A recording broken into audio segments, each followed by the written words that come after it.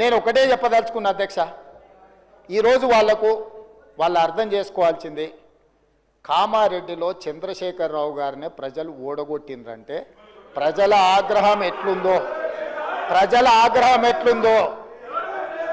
అధ్యక్ష, నాకు ఓటమి మొదటిసారి కాదు, నేను ఓడినా గెలిచినా. కానీ ఆయన ఇంద్రుడు చంద్రుడు దేవుడు, తెలంగాణ ప్రదాత, తెలంగాణను ఉద్ధరించడానికే తెలంగాణకి ఆయన జాతి పిత అని, వీళ్ళు తెలంగాణ జాతి పిత అని చెప్పుకున్న చంద్రశేఖరరావును కామారెడ్డి ప్రజలు బండకేసి కొట్టి ఒక సామాన్యుని ఎమ్మెల్యేగా గెలిపించారు. నేను ఆ రోజే చెప్పిన, నేను పోతుండొచ్చు కానీ పోతా నిన్ను పట్టుకొని పోతా అని, నేను పోతా నిన్ను పట్టుకొని పోతా అని. సో కామారెడ్డిలో ఓడగొట్టిన ప్రజలు తిరస్కరించిన ఎందుకు ఇంకా బుకాయించాలనుకుంటున్నారు అధ్యక్ష? ఎందుకు బుకాయిస్తున్నారు? ఇప్పటికైనా నేను చెప్తున్నా అధ్యక్ష, మూసీ ప్రాజెక్టును కట్టాలన్నా వద్దా మీరు చెప్పండి, మెట్రో రైళ్లు విస్తరించాలన్నా వద్దా మీరు చెప్పండి, రేడియల్ రోడ్స్ వేయాలన్నా వద్దా చెప్పండి, రీజనల్ రింగ్ రోడ్డును నిర్మించాలన్నా వద్దా మీరు చెప్పండి, హైదరాబాద్ నగరానికి గోదావరి జలాలను తరలించాలన్నా లేదా మీరు చెప్పండి, తెలంగాణ రాష్ట్రానికి మీరు పెట్టుబడులను తేవాలంటున్నారా వద్దంటున్నారా చెప్పండి. ఈరోజు ప్రపంచంలోనే అత్యధికంగా ఇన్ఫోసిస్ సంస్థ హైదరాబాద్లో అత్యధికంగా జాబులు ఉన్నాయి. మేము వచ్చినాక ఇన్ఫోసిస్ విస్తరించినాం, విప్రో విస్తరించినాం, మేము వచ్చినాక కాగ్నిజెంట్ను విస్తరించిపించినాం. ఆమ్జన్ బయోటెక్ కంపెనీ అమెరికాలో ఉండి ఫస్ట్ టైం హైదరాబాద్లో పెట్టుబడులు తీసుకొచ్చినాం. ఆయన 10 ఏళ్ళు మంత్రిగా ఉంటే 20,000 కోట్లు తెచ్చిండు దావోస్లో పోయి. నేను 10 నెలల్లో సరిగ్గా 1 సంవత్సరం తిరిగే లోపల 2,20,000 కోట్లు పెట్టుబడులు తెచ్చిన. ఇది నా సమర్థత. ఆయన ఏమనుకుంటాడంటే గుంటూరులో చదివిన తెలివితేటలు ఈడ పనికొస్తాయనుకుంటాడు. అధ్యక్ష, ఇంగ్లీష్ అనేది నాలెడ్జ్ కాదు.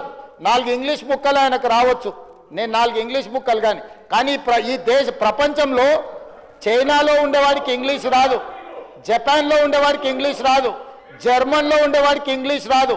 కానీ ఈరోజు చైనా, జపాన్, జర్మన్ ప్రపంచాన్ని శాసిస్తుంది అధ్యక్ష. 4 ఇంగ్లీష్ ముక్కలు వస్తే ఒకవేళ హోటల్లో పనిచేయడానికి ఆర్డర్స్ తీసుకోవడానికి పనికొస్తుండొచ్చు అధ్యక్ష.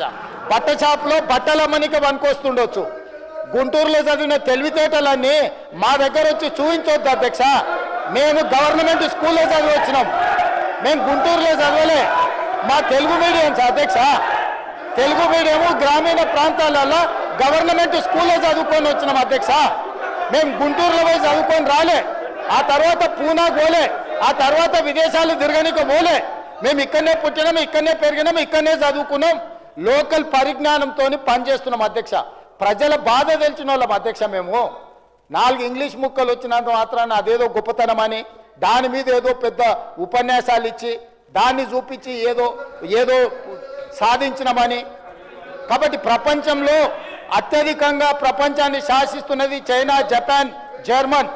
ఆ దేశంలో ఎవరికేం ఇంగ్లీష్ రాదు, కానీ వాళ్ళు ప్రపంచాన్ని శాసిస్తున్నారు ఆర్థిక వ్యవస్థను.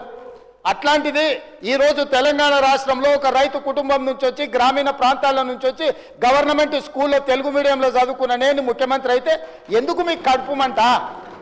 ఏందా బాధ? అసలు కళ్ళల్లో నిప్పులు పోసుకుంటారు అధ్యక్ష. నేను ఇక్కడ కనిపించగానే ఆయననే చూడనికైనా వస్తలేడు, చూస్తే అదేదో పాపమైంది అన్నట్టు.